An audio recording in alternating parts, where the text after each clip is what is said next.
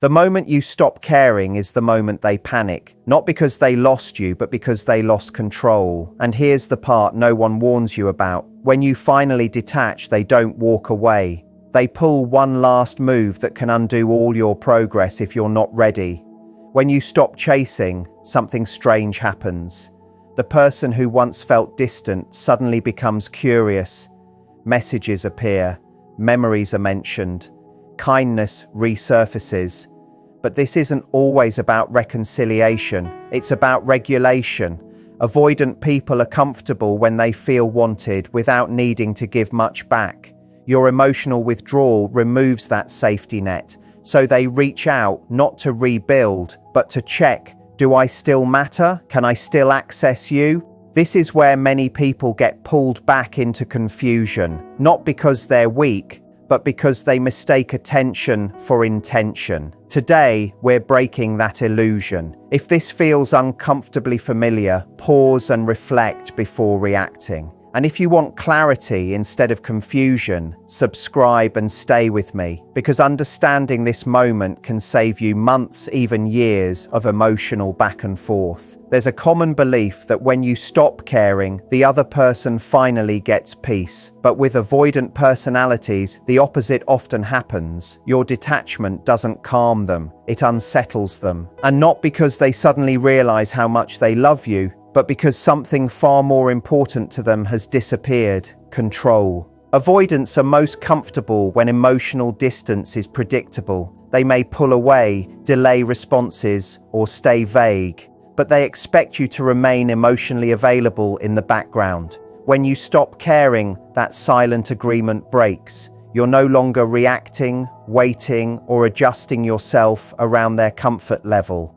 And that change is deeply destabilizing. Here's why this matters. Avoidants regulate themselves through distance, but they also rely on reassurance that they're still wanted. When you stop investing emotionally, they lose that reassurance. Suddenly, the space they created doesn't feel safe anymore. It feels empty, and emptiness is something they're not prepared for. This is when the final dirty trick often appears. They may re-emerge with casual messages, emotional memories, or unexpected warmth, not enough to fully reconnect, just enough to see if they still matter to you. It can feel confusing, even hopeful, but it's important to understand the motivation behind it.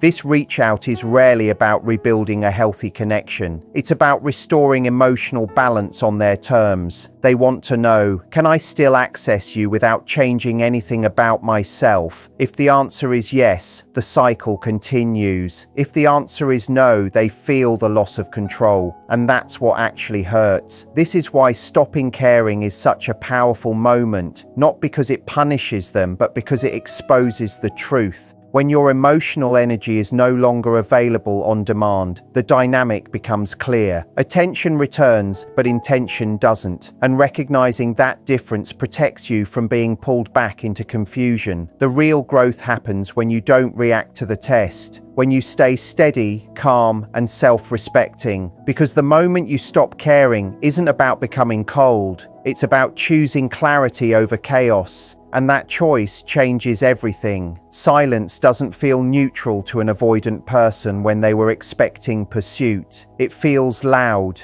It disrupts a pattern they had learned to depend on, even if they never consciously acknowledged it. When you were always the one reaching out, explaining, or trying to fix things, your effort became part of their emotional stability. Avoidants often manage closeness by creating distance, but they still rely on signs that the other person remains engaged. Your messages, reactions, and emotional availability acted as confirmation that the connection was still intact. So when that suddenly stops, it creates uncertainty. Not because they miss the relationship, but because the system they relied on no longer works. This is where anxiety shows up. Not in dramatic ways, but in subtle ones. They start checking their phone more often. They replay past interactions. They wonder why you haven't responded the way you usually do. Silence forces them to sit with feelings they normally avoid: curiosity, doubt, and discomfort. At this point, many people misinterpret what happens next. When avoidants reach out after a period of silence, it can look like renewed interest or emotional growth, but often it's simply an attempt to restore familiarity. A message appears that feels casual but calculated. A shared memory is mentioned. A light question is asked. Nothing too vulnerable, just enough to see if you'll resume your old role. The key is understanding what silence actually reveals. It exposes who was doing the emotional work. When you stop, the imbalance becomes visible. The avoidant person isn't responding to loss in the way we expect. They're responding to disruption. And disruption feels threatening when you're used to controlling distance. This doesn't make them bad or manipulative by nature. It makes them emotionally protective. But protection can still cause harm when it pulls someone back into a dynamic that hasn't changed. Your silence isn't a tactic, it's a boundary, and when you hold it without anger or explanation, it communicates something powerful. You are no longer available for emotional uncertainty. Whether they step forward with real effort or step away entirely, the outcome becomes clearer. When you stop caring, the response isn't always silence. Often it's confusion, created on purpose. Mixed signals begin to appear, and they're subtle enough to keep you guessing, but not strong enough to rebuild anything real. This is one of the most misunderstood moments in the dynamic. Avoidant people rarely move in direct lines. Clear expressions require vulnerability, and vulnerability feels unsafe to them. So instead of stating what they want, they test. They check whether they still matter without fully stepping back in. A friendly message here, a delayed response there. Warm one day, distant the next. Each action is a quiet question. Do I still have access to you? This is where many people lose their footing. Mixed signals feel personal. They can stir hope, self-doubt, and the urge to explain yourself. But these signals aren't about you. They're about reassurance. The avoidant person is trying to regulate their discomfort without changing the structure of the relationship. It's important to notice what's missing during this phase. There is no clarity, no consistent effort, no discussion about what went wrong or what would need to change. That absence tells you everything. Interest without intention creates confusion, not connection. Mixed signals also serve another function. They shift the focus back onto you. Instead of asking whether this relationship meets your needs, you start asking what they mean, what they feel, and how you should respond. That reversal quietly restores the dynamic that existed before you stopped caring. This is why emotional steadiness matters so much here. Not reacting dramatically, not confronting impulsively, and not filling the silence with explanations keeps the balance where it belongs. You're no longer auditioning for clarity. You're observing behavior. Mixed signals lose their power when they aren't rewarded. When you stay calm, consistent, and self-directed, the testing either escalates into genuine effort or fades away completely. Both outcomes are informative. The truth is, someone who truly wants connection doesn't communicate in riddles. They move closer, not sideways. And recognizing mixed signals for what they are protects you from re-entering a cycle that costs you peace. When you stop caring, clarity becomes possible. Not because the other person changes, but because you stop interpreting uncertainty as meaning. And that shift is where strength begins. When distance no longer works and mixed signals stop getting a reaction, avoidants may shift strategies. Instead of confusion, they turn to something softer, guilt and nostalgia. Not in obvious ways, but in subtle reminders designed to reopen emotional access without requiring real change. This often sounds harmless, a message about a shared memory, a comment about how things used to be easy, a casual check-in that feels considerate but arrives without context. On the surface, it seems kind. Underneath, it's a test. Can I still reach you emotionally if I appeal to the past? Nostalgia is powerful because it blurs reality. It highlights moments of connection while skipping over the patterns that caused distance in the first place. When you engage with it too quickly, you can find yourself emotionally transported back into a version of the relationship that no longer exists or never fully did. Guilt works in a similar way. It may show up as subtle disappointment, implied hurt, or statements that frame your boundaries as abandonment, not aggressive, just enough to make you question yourself. And when you start explaining or defending your choice to step back, the door quietly opens again.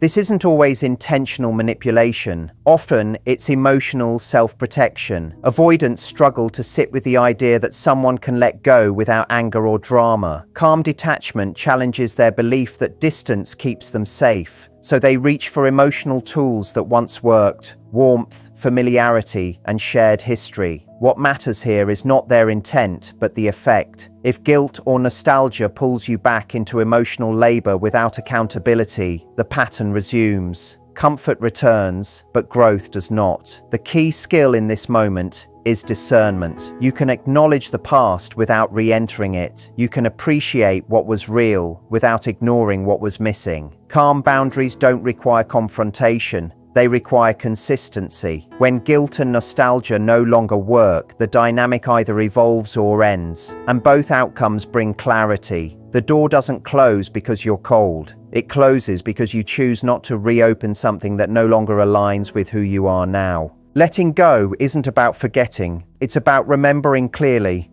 and choosing better. When avoidants sense that they're losing emotional access, their behavior can look like renewed interest. The tone softens. Communication increases slightly. There may even be moments that feel thoughtful or intentional, but it's important to understand what's actually being sought in this phase. More often than not, the goal isn't reconnection, it's reassurance. Avoidants struggle with sustained emotional closeness, but they still want to feel valued. When you stop caring, that validation disappears.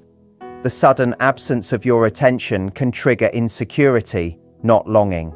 So they reach out to confirm that they still matter, that the door isn't fully closed, and that their presence still has an effect on you. This is why the effort often stops short. You'll notice interest without direction, contact without follow-through, warmth without consistency. These gestures are just enough to soothe discomfort, but not enough to build something stable. Reconnection requires accountability, vulnerability, and change. Things avoidants don't offer unless they're truly ready. Many people get stuck here because reassurance can feel like hope.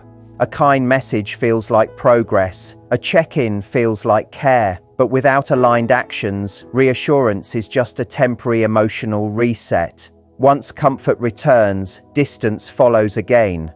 The most telling sign is what happens when clarity is required. If you ask for consistency, honesty, or a defined direction, the energy shifts, responses slow, engagement fades. That's because reassurance thrives in ambiguity. It allows them to feel secure without committing. Understanding this protects you. It helps you stop interpreting small gestures as signs of change. Instead, you start watching patterns. Does their behavior move forward, or does it simply circle back to familiarity? Reassurance isn't wrong. Everyone wants to feel valued. But when reassurance replaces real effort, it keeps you in a waiting position. And waiting quietly drains your energy. When you stop caring, the power shifts not because you gain control, but because you stop offering reassurance on demand. You're no longer stabilizing someone else's emotions at the expense of your own. Real reconnection is mutual. It doesn't rely on guessing, testing, or hoping. It shows up clearly and consistently. And once you see the difference between reassurance and intention, it becomes much easier to choose peace over possibility. There is a difference between pulling away and truly letting go. Pulling away still carries emotion. Letting go is quiet, and that quiet is often what changes everything. When you stop reacting, explaining, or adjusting yourself around someone else's behavior, the dynamic shifts in a way that can't be reversed. Avoidants are familiar with distance. They know how to manage it. What they don't know how to handle is emotional neutrality.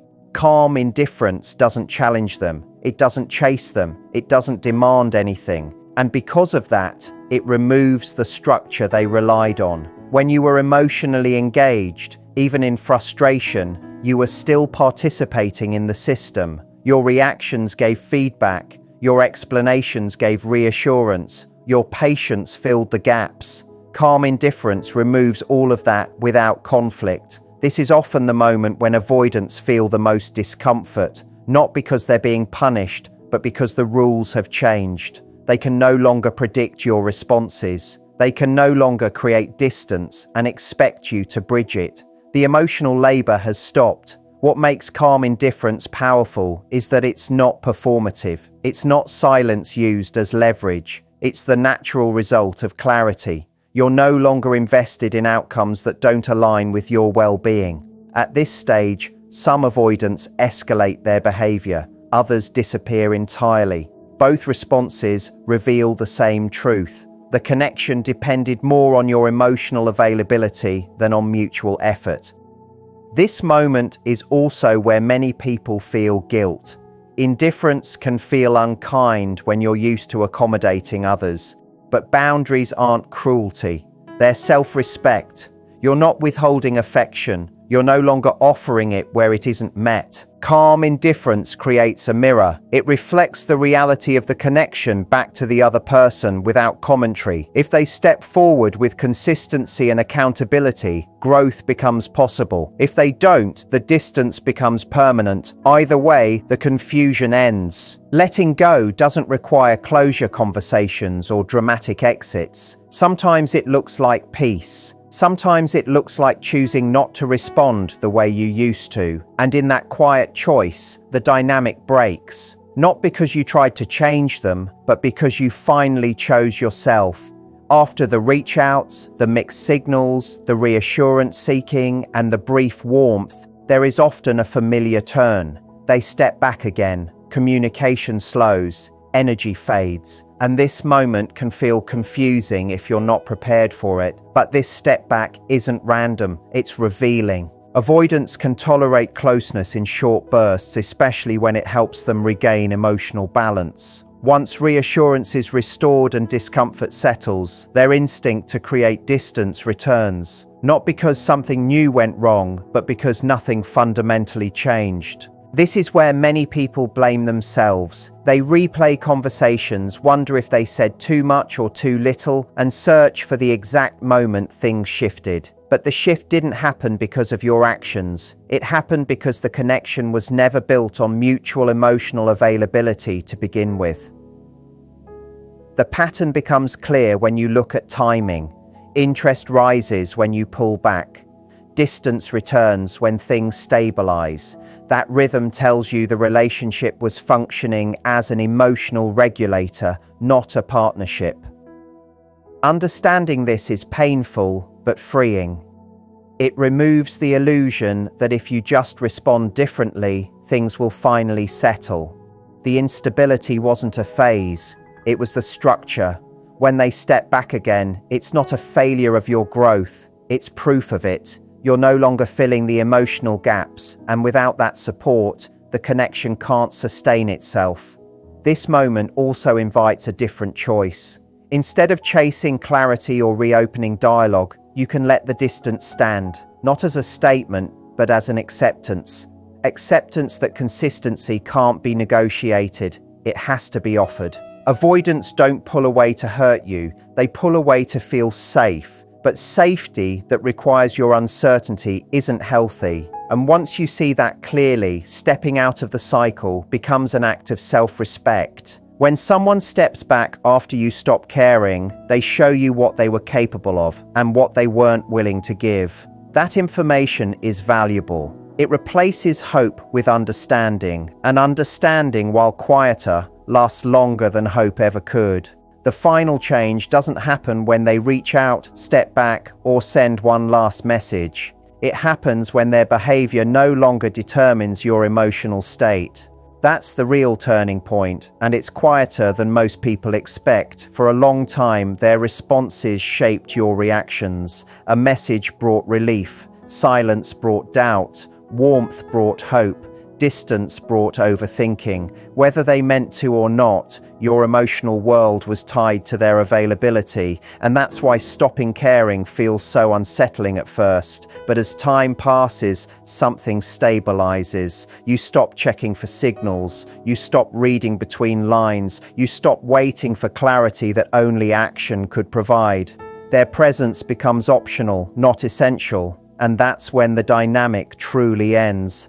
Avoidants often sense this shift. It's not dramatic. There's no confrontation, just a change in energy. You're less reactive, more grounded, unavailable for emotional uncertainty. And without access to your reactions, their behavior loses impact. This is also where many people confuse peace with closure. Closure doesn't always come from a conversation. Sometimes it comes from realizing you're no longer invested in getting answers. You've already seen enough. When you stop needing their response, you reclaim your attention. You redirect energy back into your own life, your routines, your values, your future. The relationship stops being the central question, and that alone is freeing. This doesn't mean you become indifferent to people. It means you become selective. You stop offering emotional access to dynamics that require self-abandonment. You start valuing consistency over intensity, clarity over chemistry.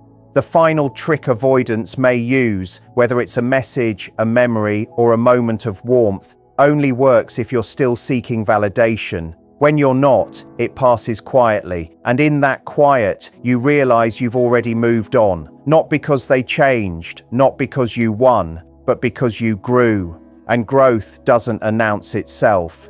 It shows up as calm, as steadiness, as the ability to choose what aligns with you without needing anyone else to confirm it. That's not loss, that's freedom. When you stop needing their response, something important happens. The situation tests you one last time, not them. This is the moment where growth becomes real, not theoretical. The final test often looks simple: a message that feels neutral, a reaction that seems harmless, a small opening that invites you to engage just enough to reopen the loop. There's no pressure, no urgency, and that's exactly why it's effective. At this stage, the decision isn't about whether to reply or not, it's about why you would reply. If the answer is habit, curiosity, or the hope that this time will be different, then the old dynamic still has access. But if the answer is calm clarity, if you already know what consistency looks like, and you're not willing to accept less, then the test loses its power. This is where many people misunderstand strength. Strength doesn't mean ignoring everything or proving you've moved on. It means responding only in ways that align with your values, or choosing not to respond at all because nothing meaningful is being offered. The key question becomes simple: does this interaction move my life forward or pull me back into waiting? Avoidants often rely on emotional availability without commitment. When that availability is gone, they may linger at the edges, not to re-enter fully, but to see if the door is still unlocked. Your consistency is what answers that question. You don't need to announce boundaries. You don't need to explain your growth. You don't need closure speeches. Your behavior already communicates everything. When you stay grounded, life expands. Your focus shifts. You become less reactive and more intentional. And suddenly, the dynamic that once consumed your energy becomes something you observe from a distance. That's when you realize this was never about winning someone back. It was about winning yourself back. And once that happens, the final trick no longer feels tempting. It feels irrelevant. At this stage, everything becomes clear. You've seen the patterns, felt the tests, and watched the subtle attempts to pull you back. And now you have a choice, the most important one. It's tempting to interpret their last gestures as meaning something they don't. It's tempting to respond, to explain, to reopen the loop.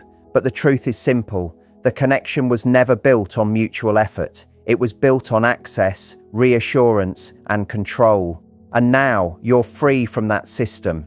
Choosing yourself doesn't mean you're cold. It means you've finally measured your energy against the reality of the dynamic and decided it belongs to you first. When someone's behavior can no longer dictate your emotional state, you step into clarity, you step into peace, and nothing they do after that changes it. This is the moment of real growth. It doesn't feel dramatic, it feels steady, quiet, confident. You stop reacting, stop analyzing, stop chasing, and in that quiet, the cycle finally ends. You'll notice something remarkable. When you stop seeking their responses, the pressure dissolves. Anxiety fades, hope turns into understanding, and the energy you once gave to navigating their distance is now invested in yourself, your goals, your well-being, your future. The final trick they try, the last reach out, the nostalgic memory, the subtle test, no longer has power, because your calm, consistent focus on yourself shows that your value isn't dependent on anyone else's validation. That's freedom, that's clarity, that's emotional independence. And this isn't just theory, it's practice. Every step you take away from chasing uncertainty and toward your own clarity strengthens your ability to recognize what is real versus what is manipulation or habit. You're no longer at the mercy of someone else's patterns. You're in control of your own emotional world. So let this be your guide. Pay attention to patterns, honor your boundaries, and never mistake reassurance for intention. Your growth, your calm, and your independence are the real victories. And when you reach this point, the cycle stops. Not because anyone else changes, but because you finally choose yourself.